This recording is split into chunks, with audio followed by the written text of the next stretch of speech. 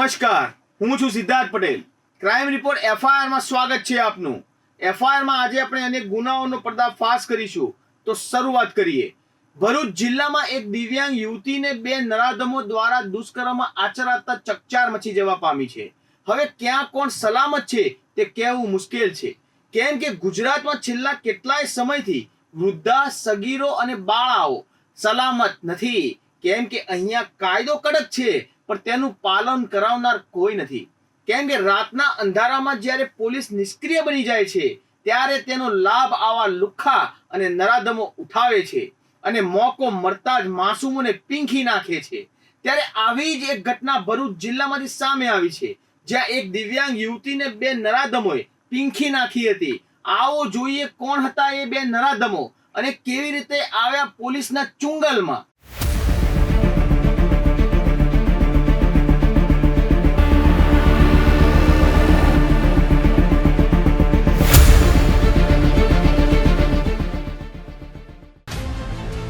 દિવ્યાંગ યુવતી પર બે નરાધમોએ આચર્યું દુષ્કર્મ. નરાધમોએ રાત્રિના અંધારાનો ઉઠાવ્યો લાભ. ભરૂચના જંબુસર તાલુકામાં એક ગામમાં બની ઘટના. હવે ધીમે ધીમે શિયાળો પૂર્ણતાની આરે છે, ત્યારે ગરમીનો હવે અહેસાસ થવા લાગ્યો છે. ત્યારે હવે ઘણા વિસ્તારોમાં ગરમીના કારણે લોકો હવે બહાર સૂવાનું શરૂ કરી દેતા હોય છે. ઘણા ખરા જગ્યાના અભાવે પણ બહાર સૂવા મજબૂર જનતા હોય છે. ત્યારે આવા જ કોઈ કારણસર ભરૂચ જિલ્લાના જંબુસર તાલુકાના એક ગામમાં પરિવાર સૂતો હતો. તેમાં એક 20 વર્ષીય યુવતી પણ સૂઈ રહી હતી. ત્યાં જ બે નરાધમો દિવ્યાંગ યુવતી પાસે પહોંચે છે. દિવ્યાંગ યુવતી હતી ગાઢ નિદ્રામાં. નરાધમોએ પહેલા યુવતીનું મોઢું દબાવ્યું અને પછી આચર્યું દુષ્કર્મ. નફટ નરાધમોને દિવ્યાંગ યુવતી પર સહેજ પણ દયા ના દાખવી અને વારાફરતી મોઢું દબાવી યુવતીને પીંખતા રહ્યા. દિવ્યાંગ યુવતીએ કરે તો પણ શું કરે, કેમ કે આ યુવતી પગથી હેન્ડીકેપ હતી. પણ આવા જ થતા જ ઘરમાં સૂતેલા તેમના ભાભી જાગી ગયા અને બહાર આવીને જોયું તો ભાભીના પગ નીચેથી સરકી ગઈ જમીન, કેમ કે દિવ્યાંગ યુવતીને બે નરાધમો પીંખી રહ્યા હતા. આ જોતા જ યુવતીન ભાભીએ નરાધમોના ચુંગલમાંથી યુવતીને છોડાવવા બૂમાબૂમ કરતા જ નરાધમો અંધારાનો લાભ લઈને ભાગી ગયા. જોત જોતામાં લોકો એકઠા થઈ ગયા. નરાધમોનો પીછો પણ કર્યો, પણ અંધારાનો લાભ લઈને નરાધમો ભાગવામાં સફળ રહ્યા. સમગ્ર મામલે જંબુસર પોલીસે મથકે ફરિયાદ નોંધાઈ અને પોલીસે તપાસ શરૂ કરી અને સૌપ્રથમ પોલીસે યુવતીનું મેડિકલ કરાવવાની તજવીજ હાથ ધરી. પોલીસે બંને નરાધમોને પકડવા અલગ અલગ ટીમો કરી તૈયાર. પોલીસ મથકે સામૂહિક દુષ્કર્મની ફરિયાદ નોંધાતા જ ઉચ્ચ કક્ષાએથી આદેશો છૂટે છે કે કોઈ પણ સંજોગે નરાધમોને ઝડપી પાડવા આદેશો આવતા જ પીઆઈ અલગ અલગ ટીમો બનાવી તપાસ શરૂ કરે છે અને ખડી મહેનતના અંતે એક સફળતા પ્રાપ્ત થાય છે કે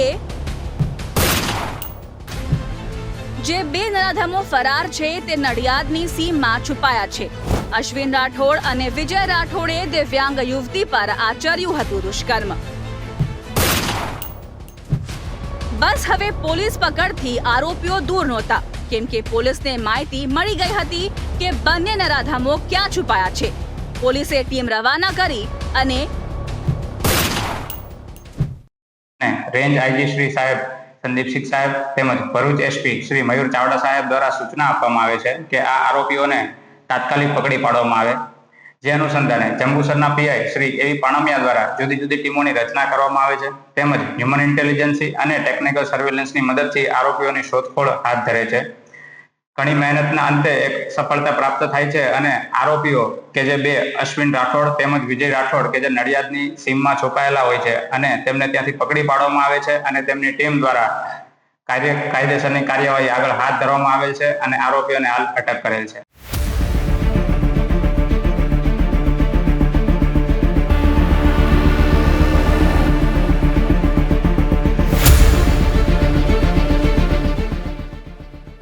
પોલીસે આખરે બે નરાધમોની ધરપકડ કરી લીધી છે અને તપાસ હાથ ધરી છે, જેમાં તપાસમાં સામે આવ્યું કે બે આરોપીઓએ દિવ્યાંગ યુવતીને ટાર્ગેટ જ બનાવી હતી અને પૂર્વ આયોજિત કાવતરું બનાવ્યું હતું અને મોકો મળતા જ યુવતીના મકાનમાં પ્રવેશી મોઢું દબાવી ઘટનાને અંજામ આપ્યો હતો.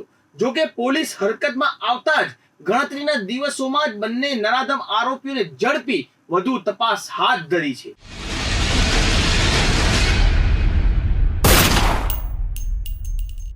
અમે અગાઉ પણ કહી ચૂક્યા છીએ કે ખોટું કરશો તો ભરાઈ જશો, અને બસ ફરી એક વખત ભરૂચ જિલ્લામાંથી આવું જ થયું છે, જ્યાં એક શખ્સને લૂંટનો વિચાર આવે છે અને એમ થાય છે કે આખો પ્લાન સફળ રહી જશે અને પોલીસને આપણે થાપ આપીશું. બસ આ જ વિચાર લૂંટના ઈરાદે બે હત્યાને અંજામ આપ્યો અને આખરે પોલીસ આરોપી સુધી પહોંચી જાય છે અને હત્યારાને ઝડપી લેવામાં આવે છે અને આ હત્યારો બીજો કોઈ નહીં પણ પોતાનો જમાઈ જ નીકળ્યો છે.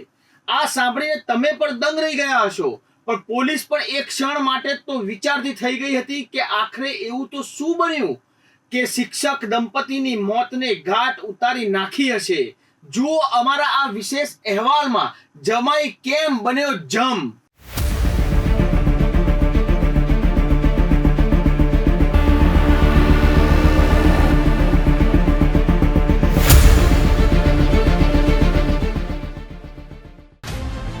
જમાઈ બન્યો જમ.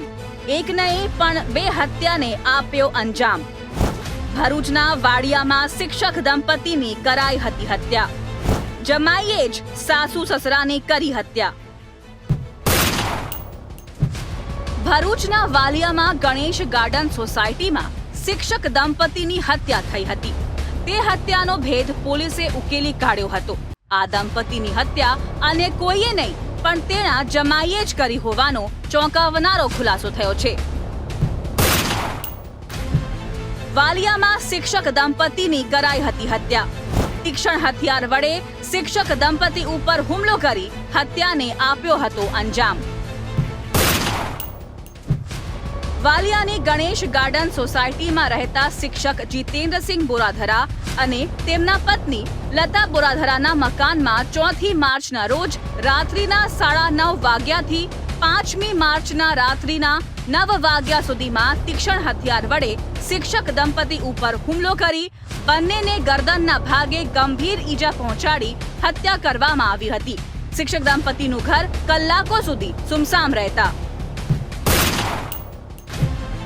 સોસાયટીના રહીશો દ્વારા તપાસ કરાઈ. રહીશોએ જોયું તો શિક્ષક દંપતીની લાશ લોહીના ખાબોચિયામાં હતી. રહીશો આ જોતા જ ગભરાઈ ગયા અને સમજી ગયા કે નક્કી અહીંયા ખૂની ખેલ ખેલાયો છે. આ બનાવ સંબંધે મરણ જનારા શાળાએ વાલિયા પોલીસ સ્ટેશનમાં ફરિયાદ નોંધાવતા એસપી મયુર ચાવડા સહિત એલસીબી, એસઓજી સહિતના ઉચ્ચ કક્ષાના અધિકારીઓ સ્થળ પર દોડી આવી. FSL team, dog squad, fingerprint એક્સપર્ટની જરૂરી મદદ મેળવવામાં આવી હતી. જે અનુસંધાને મદદનીશ પોલીસ અધિક્ષક અજયકુમાર મીણા, ઝંઘાડિયા ડિવિઝન તથા એલસીબી પીઆઈ એમપી વાળાએ ભેદ ઉકેલવા 3 અલગ અલગ ટીમો બનાવી. ટીમો દ્વારા શરૂ કરાઈ તપાસ. આશરે 130 જેટલા સીસીટીવી ફૂટેજ એકત્રિત કરી તપાસ હાથ ધરી. આખરે આ હત્યા કોને કરી અને કેમ તે દિશામાં પોલીસ તપાસ કરી રહી હતી, પણ કોઈ જ સુરાગ નહોતો મળતો જે હત્યારા સુધી પોલીસને લઈ જાય. પોલીસે એક પછી એક લોકોની પૂછપરછ હાથ ધરવાનું નક્કી કર્યું. SP sir and IGP sir के मार्गदर्शन में हमने 6-7 टीमों का गठन किया और सभी टीमों को इसको शोध काटने के लिए अपने अपने काम पर लगाया. इसमें हमें कुछ शंकास्पद लोगों के बारे में, उनके मूवमेंट के बारे में शक हुआ तो उनसे हमने पूछपरछ की, उनसे काउंटर क्वेश्चन किए, जिनमें उनके स्टेटमेंट्स काफ़ी ज़्यादा विसंगति पाई गई. और उसके बाद में और फर्दर इन्वेस्टिगेशन करने पर हमें मृत शिक्षक दंपति के दामाद विवेक दुबे, जो कि पेशे से एक टीचर है और व्यारा का रहने वाला है, पर हमारा शक काफ़ी बढ़ गया और उसे बुलाकर वापस से पूछपरछ की तो उसने बताया कि उसने ही ये मर्डर एक धारदार वेपन से किया है। પોલીસની ધારદાર પૂછપરછમાં ખુલી તો ગયું કે હત્યારો બીજો કોઈ નહીં પણ મૃતકનો જમાઈ જ હતો અને નિર્મમ રીતે પોતાના સાસ સસુરની હત્યા કરી નાખી હતી. આરોપી જમાઈ વિવેક રાજેન્દ્ર દુવે પણ શિક્ષક હોવાનું સામે આવ્યું છે. જમાઈએ બેરહેમીથી નિપજાવી હતી હત્યા. તીક્ષ્ણ હથિયારના ઘા ઝીંકી કરાઈ હત્યા. ગરદનના ભાગે ગંભીર ઈજા પહોંચતા સ્થળ પર જ મોત થયું. मोटिव के बारे में चूँकि ये आरोपी जो विवेक कुमार है ये बहुत ज़्यादा फाइनेंशियल स्ट्रेस में था.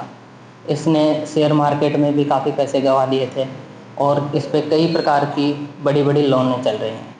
और जो मरण जन्नार जो इसके ससुर हैं उनकी फाइनेंशियल कंडीशन काफ़ी अच्छी है और वो ब्याज पर इधर उधर पैसा देते हैं. और चूँकि विवेक को पता था कि वो अपने घर में बड़े अमाउंट में कैश और गहने रखते हैं तो इसका मोटिव उनको चुरा करके अपनी फाइनेंशियल कंडीशन ठीक करना था.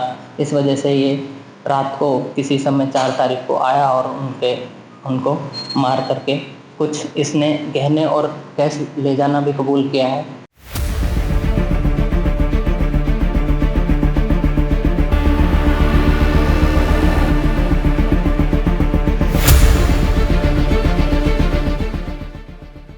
સાંભળ્યું ને હત્યા કેમ કરી? બસ થોડા રૂપિયાની લાલચમાં પોતાના સ્વજનોની હત્યા કરી નાખી. પોલીસે ગણતરીના જ દિવસોમાં જ હત્યાનો ભેદ ઉકેલી નાખ્યો. જેને એમ હતું કે હું લૂંટ કરીને પોલીસને થાપ આપવામાં સફળ રહીશું પણ આખરે કરેલા કર્મ ભોગવવા જ પડે છે. અને બસ પોલીસે જમાઈની ધરપકડ કરી અને વધુ તપાસ હાથ ધરી છે.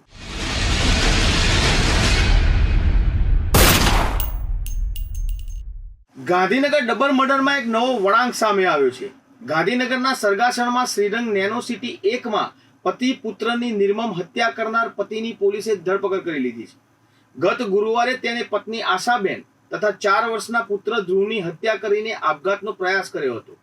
હરેશે પત્ની આશાનું ગળું દબાવી અને પુત્ર ધ્રુવનું તિજોરી સાથે માથું અથડાવીને કરપીણ હત્યા કરી હોવાની થિયરી પોલીસ તપાસમાં બહાર આવી રહી છે. પોલીસને સ્થળ પર એક સુસાઇડ નોટ પણ મળી આવી છે જેમાં તેને સુરેન્દ્રનગરમાં મકાન લેવું હોય અને શેર બજારમાં દેવું થઈ જતા આ કૃત્ય આચર્યું હોવાનો ઉલ્લેખ કર્યો હતો. પરંતુ પોલીસે હત્યારાની ધરપકડ બાદ ચોંકાવનારો ખુલાસો સામે આવ્યો હતો. જુઓ મોભી જ કેમ બન્યો હતો હત્યારો.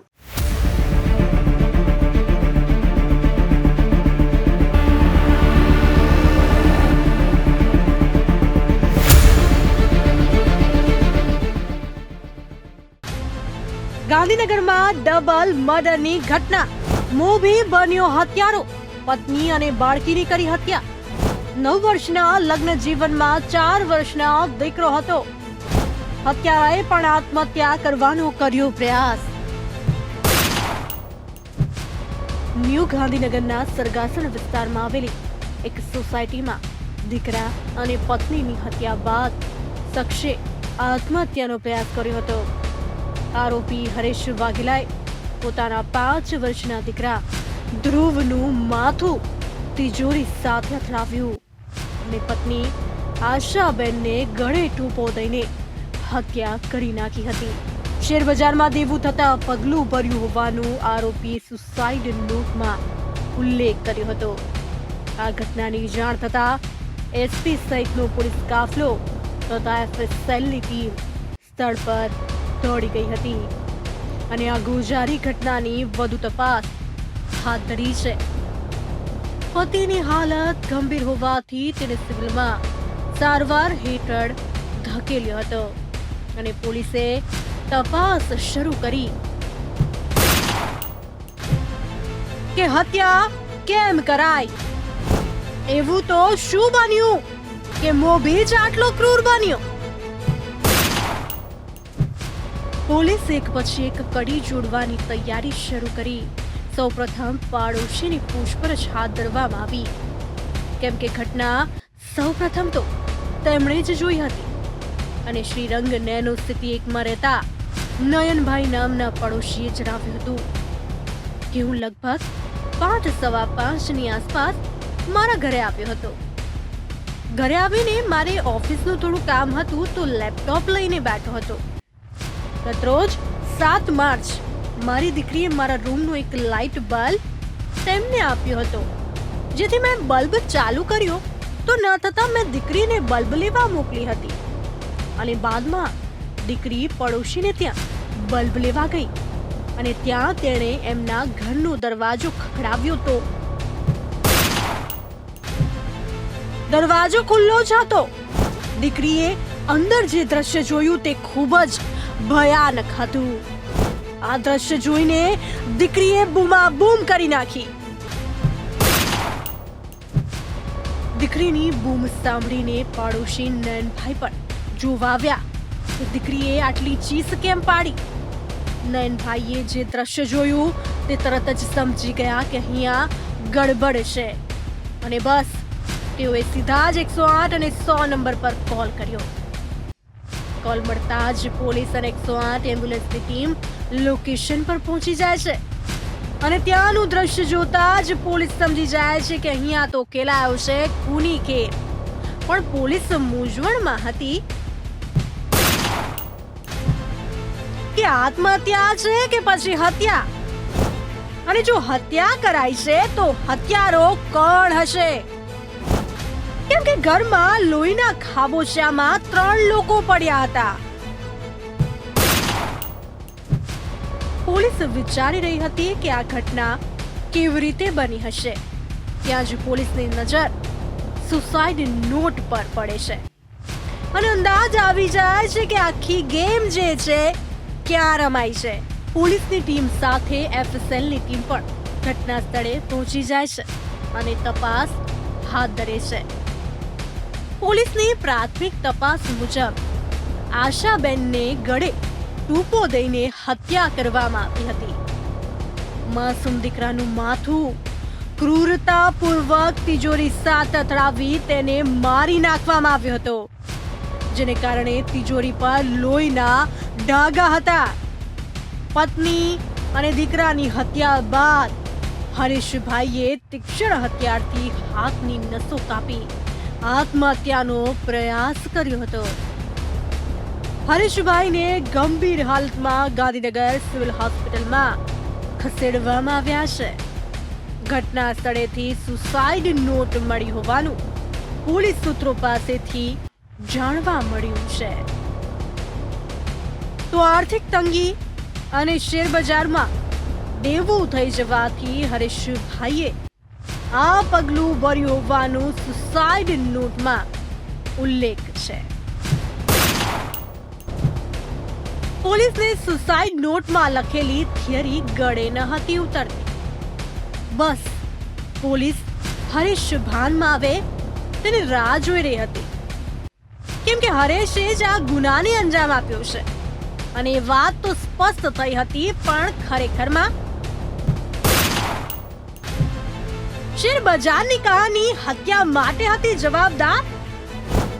શું દેવું થઈ જતા જ હત્યાને અંજામ આપ્યો કે પછી કોઈ અન્ય કારણ આમાં જવાબદાર હતું? તો પોલીસને આ તમામ સવાલોના જવાબ મેળવવા હતા, પણ મેળવે તો પણ ક્યાંથી મેળવે? કેમ કે જે મોભીએ હત્યા કરી છે તે તો હાલ બેભાન હાલતમાં છે. તો પોલીસે પાડોશીઓની પૂછપરછ કરી તો આગળ જાણવા મળ્યું કે પરિવાર મૂળ સુરેન્દ્રનગર જિલ્લાનો વતની હતો. હરેશભાઈ કનુભાઈ વાઘેલા સલૂનની દુકાનમાં નોકરી કરતો હતો. હરેશભાઈની પત્ની પણ રસોઈ કામ દ્વારા આર્થિક રીતે મદદરૂપ બનતા હતા. બંનેને એક જ પુત્ર હતો, જેની ઉંમર 5 વર્ષની હતી અને તે જુનિયર કેજીમાં અભ્યાસ કરતો હતો. તો પાડોશોએ એમ પણ જણાવ્યું કે આ પરિવાર જે છે છેલ્લા 1.5 વર્ષથી શ્રીરંગ નેનો સિટી એક સરગાસણ ખાતે રહેતો હતો અને બંને વચ્ચે કોઈ કલેશ હોય એવું મારા જાણવામાં નથી. કોઈ ઝઘડો હોય એવું પણ નથી. અમારો કોઈ કોન્ટેક્ટ ન હતો, કેમ કે લોકો સવારે વહેલા નીકળી જાય અને પછી હું પણ 9:30 જતો રહું અને સાંજે મોડા આવતા હોય એટલે બધો પરિચય જે છે અમારો થયો ન હતો. ન હતો કલેશ કે ન હતો કંકાસ, તો કારણ શું? બસ હવે પોલીસ પણ વિચારવા લાગી ગઈ કે કારણ શું હશે. અને ત્યાં જ સિવિલ હોસ્પિટલમાં રહેલા હરીશ ભાનમાં આવે છે અને પોલીસ તેની ધરપકડ કરે છે. અને પછી જે સામે આવે છે તે સાંભળીને પોલીસ પણ દંગ રહી જાય છે, કેમ કે જે કહાની આ હત્યારો સંભળાવી રહ્યો હતો તે સાંભળીને પોલીસના પણ રૂવાડા ઊભા થઈ ગયા હતા, કેમ કે નિર્મમ રીતે એણે હત્યા કરી એની કહાની તો કહેતો હતો. તેને પહેલા કહ્યું કે મારે ઓનલાઈન રમી સર્કલ ગેમ રમવાની આદત હતી અને આ આદતમાં મારે 4 લાખ દેવું થઈ ગયું હતું. દેવું થઈ જતા દંપતી વચ્ચે ઘરકંકાસ ચાલતો હતો. પહેલા ઇન્ફોસિટી પોલીસ સ્ટેશનમાં એક મર્ડરનો બનાવ બનેલો હતો, જેમાં મર્ડર કરનાર વ્યક્તિ હરેશ કનુભાઈ વાઘેલાએ પોતાની પત્ની આશાબેન અને પોતાના 5 વર્ષના દીકરા ધ્રુવની હત્યા કરી દીધેલી હતી. જેમાં પ્રાથમિક તબક્કામાં એવું જાણવા મળેલું હતું કે હરેશ જે કનુભાઈ વાઘેલા છે એ શેરબજારમાં પૈસા હારી જતા એમના ઉપર દેવું થઈ જતા એમણે આ હત્યા કરેલી છે અને પોતે પણ આત્મહત્યા કરવાનો પ્રયત્ન કર્યો છે. પરંતુ ઇન્ફોસિટી પોલીસ સ્ટેશન દ્વારા જે આરોપી છે હરેશ કનુભાઈ પટેલની અટકાયત કરી અને એને અટક કરી એની ધરપકડ કરીને જ્યારે પૂછપરછ કરવામાં આવી ત્યારે એ હત્યાનું કારણ અલગ નીકળેલું હતું. જે હત્યાનો મૂળ બનાવ છે એમાં હરેશ કનુભાઈ વાઘેલા છેલ્લા 2022થી લગભગ 3 વર્ષથી ઓનલાઈન ગેમની લત પડેલી હતી ને જે ઓનલાઈન ગેમ છે જંગલી રમી, લૂડો વગેરે 3 પત્તી જેવી ગેમમાં ખૂબ જ ઓતપ્રોત રહેતા હોય અને એમાં એ પૈસા હારી જતા લગભગ 12 લાખનું દેવું થઈ ગયેલું હતું. અને આ જે 12 લાખનું દેવું છે એ સગા સંબંધી પાસેથી જ પૈસા લીધેલા હતા અને તે બાબતે બનાવના સમયે પતિ પત્ની વચ્ચે સવારમાં 8 થી 10 વાગ્યાના સમયમાં ઝઘડો થયેલો હતો અને એ ઝઘડા દરમિયાન હરેશભાઈ આવેશમાં આવીને તેમની ગેલેરીમાં પડેલી લોખંડની પાઇપ વડે તેમના પત્નીના પાછળના ભાગે મારીને એમની હત્યા કરેલી હતી. આ ઝઘડા દરમિયાન તેમનો 4 વર્ષનો પુત્ર ધ્રુવ પણ જાગી જતા ધ્રુવને પણ તેમની પત્નીની જેમ જ એ લોખંડના સળિયા વડે પાછળના ભાગે મારી અને તેની હત્યા કરી દીધી હતી. અને આ બંને હત્યા કર્યા બાદ હરેશભાઈ પોતાએ સ્યુસાઇડ નોટ લખેલી હતી અને સ્યુસાઇડ નોટમાં એમને આ શેરબજારમાં રોકાણ કરવાથી પૈસા ડબલ કરવાના ચક્કરમાં જે પૈસા હારી ગયા છે એ બાબતની સ્ટોરી ઉપજાવી કાઢેલી હતી. પરંતુ સમગ્ર જે બનાવ બનેલો છે તેમાં જે હરેશભાઈ છે લૂડો ગેમ, જંગલી રમી જેવી ગેમમાં પૈસા હારી જતા, દેવું થઈ જતા આ પ્રકારનો બનાવ બનેલો છે તેવી હકીકત સામે આવેલી છે. આ આરોપીની અમે હાલ અટકાયત કરેલી છે અને જે હરેશ કનુભાઈ વાઘેલા છે એના અત્યારે રિમાન્ડ ઉપર આરોપી છે. આ ગુનામાં જે મારક હથિયારનો ઉપયોગ કરવામાં આવેલો છે એ મારક હથિયાર પણ અમે ડિસ્કવરી પંચનામું કરીને કબજે કરેલ છે. વધુમાં પોલીસ તપાસમાં એ પણ સામે આવ્યું હતું કે હત્યાકાંડને અંજામ આપ્યા પછી તે કલાકો સુધી પત્ની પુત્રની લાશ જોડે રહ્યો હતો. તે દરમિયાન તેણે 4 વખત આપઘાત કરવાનો પ્રયાસ કર્યો હતો, જેમાં પ્રથમ વખત રેશે શરીર પર કેરોસીન છાંટ્યું હતું, પરંતુ તે દિવાસળી સળગાવવાની હિંમત જ કરી શક્યો ન હતો. બાદમાં તેણે પંખે દુપટ્ટો બાંધીને ફાંસો ખાવાનો પણ પ્રયાસ કર્યો હતો, પરંતુ તેમાં પણ તે ડરી ગયો. ત્યારબાદ તેણે હાથની નસ કાપવાનો પ્રયાસ કર્યો હતો, પરંતુ તે હાથની નસ કાપવાથી પણ થરથરી ગયો હતો અને આથી નસની બાજુમાં થોડા ઘણા કાપા પણ માર્યા હતા. અને આખરે તેણે ઘરમાં પડેલી ઝેરી દવા પણ ગટગટાવી લઈને આપઘાતનો પ્રયાસ કર્યો હતો, પરંતુ તેના આ ચોથા પ્રયાસમાં પણ તે બચી ગયો હોવાની થિયરી પોલીસ તપાસમાં ખુલી હતી.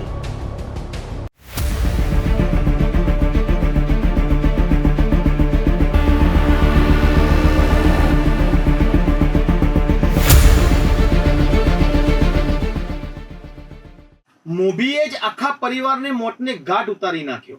પોતે પણ આપઘાત કરવાનું વિચારતો હતો, પણ ડર લાગતો હતો, જેથી હાથે કાપા માર્યા અને ફિનાઇલ પી લેતા લાશ પાસે જ બેભાન થઈ પડી રહ્યો. પોલીસે તેને હોસ્પિટલ ખસેડ્યો હતો અને સારવાર બાદ આખરે ભાનમાં આવતા જ પોલીસે તેની ધરપકડ કરી તપાસ હાથ ધરી હતી, જેમાં એક પછી એક ચોંકાવનારી વિગતો હત્યારાએ જણાવી હતી. જેના સિરે જવાબદારી હતી એને જ પોતાના ફૂલ જેવા પુત્રનું શિર વધેરી મોતને ઘાટ ઉતારી દીધો હતો. હવે અફસોસ જ રહેશે, પણ ગુનો એ ગુનો જ હોય છે. હવે આજીવન સજા પણ પડી શકે છે. હાલ તો પોલીસે રિમાન્ડ મેળવી તપાસ હાથ ધરી છે. રિમાન્ડ બાદ જ જેલ હવાલે કરવામાં આવશે. એક મોભીએ પોતાનો જ હસતો રમતો પરિવારનો માળો વીખી નાખ્યો. ઓનલાઈન ગેમની આદત પડી અને રૂપિયા ગુમાવ્યા. તમારા ઘરમાં પણ આ રીતે કોઈ ગેમ રમતું હોય તો સતર્ક રહેજો. પછી એવું ના બને કે ઘણું મોડું થઈ જાય. એફઆઈઆરમાં ફરી મળીશું ગુનાઓની આવી જ માનસિકતા બેનકાબ કરવા. ત્યાં સુધી જોતા રહો બી ઇન્ડિયા, ભરોસો ગુજરાતનો.